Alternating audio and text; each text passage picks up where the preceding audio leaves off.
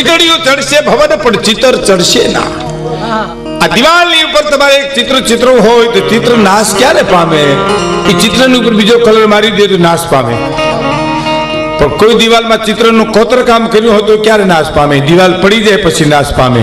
પણ કીર્તિના, ભક્તિના, સુરવીરતાના, માનવતાના એ દેહ પડી જાય પણ એના ચિત્રો હજી ગુહાતા નથી. જુનાગઢમાં અનેક નવાબો રાજ કરી ગયા પણ જુનાગઢ કોનું? નરસિંહ મહેતાનું જુનાગઢ.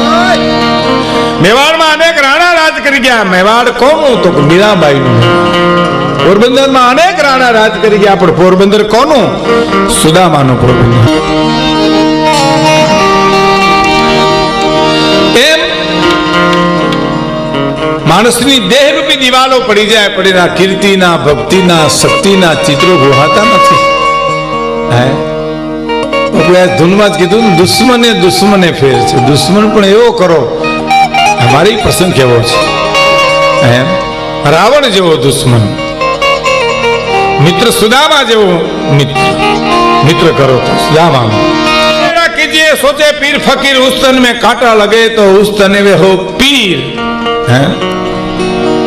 सेरी मित्र सो मळे ताली मित्र अनेक जेमा सुख दुख वारी 100 लाखन में है.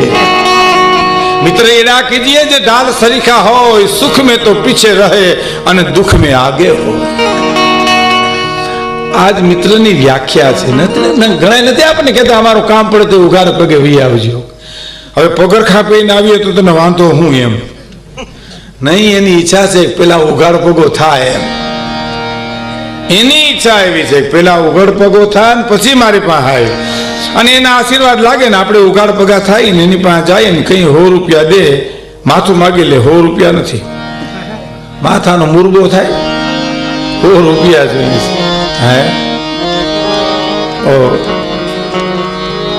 કે મિત્ર એડા कीजिए जेड़ा कुवारा कोस पछाड़ा जोने पानी दिए ए तो रुदिए ने आने रो. मैं प्रसंग મને ગમે છે. એક મિત્રની પાસે આવીને મિત્ર આવીને એમ કહે છે કે મારી દીકરીના લગ્ન કરવા છે.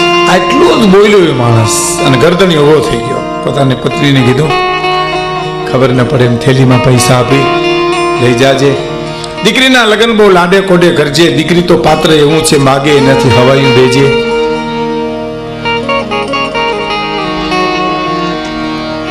પૈસા લઈને મિત્ર જતો રહ્યો. પછી આ ગરદણીની આંખમાંથી દળદળ આંસુ મીડા પડવા એટલે એની પત્ની પૂછે છે કે કેમ રોવા મીડ્યા? એટલે કઈ બોલ્યા નહીં પણ કીધું કે તમે પૈસા દીધા ને હવે પસ્તાવો થતો હોય તો કઈ નહીં, ન દેવા આવે તો આપણે તો ભગવાને ઘણું દીધું છે. આનું નામ પત્ની કહેવાય. અર્ધાંગને કોને કે દુઃખમાં અડધો અડધ ભાગ લે અને સુખમાં સલાહ દે એને અર્ધાંગના કહેવાય. અડધો અડધ હારે ખાય એને અર્ધાંગના ન કહેવાય. આપણે 2 લાડવા ખાઈને આમાં 2 ઉપાડી લઈએ એને ન કહેવાય અર્ધાંગના. અર્ધાંગના સુખ દુઃખમાં સાથે. કાંઈ વાંધો નહીં, આપણે ભગવાને ઘણું દીધું છે, ચિંતાઓ કામ કરો છો? ન દેવા આવે તો કાંઈ નહીં. પણ પછી છેલ્લે જે પુરુષ બોલે છે કે એનું રોવું નથી, રોવું મને એક વાતનું છે કે હું એનો મિત્ર હોવા છતાં એને સમજી શક્યો નહીં, એને માગવા આવવું પડ્યું, એનો મને પસ્તાવો થાય છે. જે મારે ન્યા જઈને કેવું જોઈએ એને બદલે અહીંયા આવીને એને કેવું પડ્યું કે મારી દીકરાના લગ્ન કરવા છે. રહીમન હોનર મર ચુકે જો ઘર માંગન જાય ઉનસે પહેલે वो बरेक जिनमुख निकले नाय. रहीमन होनर मर चुके जो घर માંગન જાય. આના મિત્ર કહેવાય. મિત્ર પણ આ દેશમાં એવો હોય, આ દેશનો ભક્ત પણ એવો હોય, આ દેશનો સાધુ પણ એવો હોય. 9 દિવસના અનુષ્ઠાન પૂજ્ય બાપુ કરે એને કેટલું જોઈ કોણ એની જરૂરિયાત. અને એમની ઘાટવળની જે જગ્યાઓ છે એમાં તો સાહેબ ક્યાંય એની કોઈ તકતીમાં કોઈના નામ નહીં, કોઈ પહોંચ નહીં. કોણ શું કરે છે એ એક ભગવાન જ જાણે અને એ સાધુ જાણે છે. આ બહુ મોટી વાત છે. આ વાતો કરવી તો બહુ હેલી છે. કહેણી તો મિશ્રી ખાંડ હે, બોલવું તો ખાંડ જેવું ગળ્યું છે, પણ રહેણી તાતા લો જીવનમાં ઉતારવું તો બહુ અઘરું છે. એ તો તરવારની ધાર ઉપર હાલવા બરાબર છે. વાતો તો કરીએ કે મુક્તિ ઉધી નથી કરી શકતા, વાતો તો મને શું વાંધો. મને એક જણે કીધું હતું કે વિશ્વ પ્રવાસ કરવો છે, એનો વિચાર મને કે છે કેટલો ખર્ચો થાય. મેં કીધું કાંઈ ન થાય. કેમ? મેં કીધું વિચાર કરવામાં શું ખર્ચ થાય? વિચાર તો એમ કરી શકાય. વાતો વિચારમાં કોણ આપણે નડે આડું?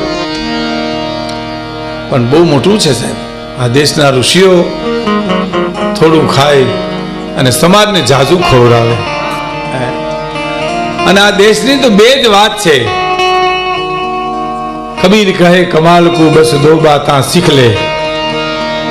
કબીરે આખી જિંદગી જીવ્યા પછી એના દીકરા કમાલને એમ કીધું, હું જે કાંઈ બોલ્યો છું, જે કાંઈ જીવો છું, જે કાંઈ જાણ્યું છે એનો સાર હું તને કહું છું. સાર એટલો છે, કબીર કે કમાલ કો બેટા દો બાતા શીખ લે, કર સાહેબ કી બંદગી અને ભૂખે કો અન્ન દે. ભગવાનનું ભજન અને ભોજન આ દેશની પ્રણાલિકા છે સાહેબ. અને ટુકડો ને હરી ટુકડો. શેઠ સગાસિયા કેટલા ખોટા ખાઈ ગયા છે ને તો એ ખાચો ખાવા વાળો આવ્યો. આપણે તેમ કહો ને ખોટો જો રેવો દો, તારું મીટર હું તારી વાત હું. વિનોબા ભાવે ના કથામાં લખ્યું, વિનોબા ભાવે કે હું જયારે નાનો હતો ત્યારે મારી માં બધાને દાન આપતા, ત્યારે મેં મારી માને એમ કીધું, માં બધા ખોટા હોય. વિનોબા ભાવે કબૂલ કર્યું છે કે આ બધા ખોટા અને બધાને દેવાય નહીં. પછી મારી માએ મને એમ કીધું, તું વિન્યા કયા રૂપમાં આવી નારાયણ ઉભા રહ્યા એની શું ખબર પડે બેટા? શું ખબર પડે?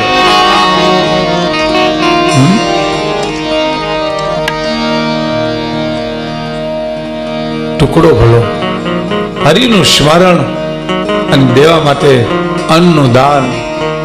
ઓહો! અને અન્નનું દાન આપણા ગ્રસ્તીઓ માટે. બાપુ એમ કીધું સમાજ કરે છે ને, આ બધું સમાજ જ કરે છે. મેં બાપુને હમણાં વાત કરી કે અંગ્રેજે કોકે પ્રશ્ન કર્યો કે આ સત્તાધારની જગ્યા, વીરપુરની જગ્યા, ચલાડાની જગ્યા, તો આ સાધુનું યોગ કયો, શું સાધનાઓ શું કરે છે, યોગ શું કરે છે?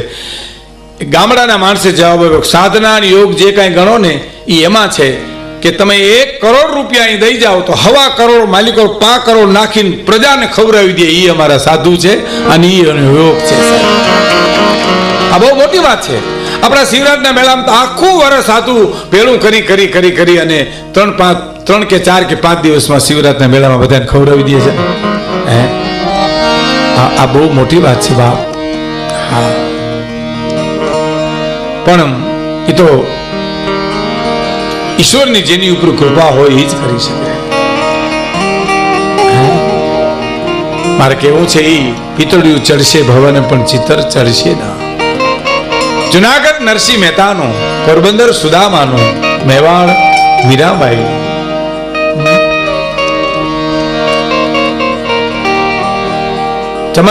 ચમત્કાર આપણે કરીએ છીએ. નરસિંહ મહેતાના ચમત્કાર કેવા છે, કેટલા પરચા પૂર્યા છે.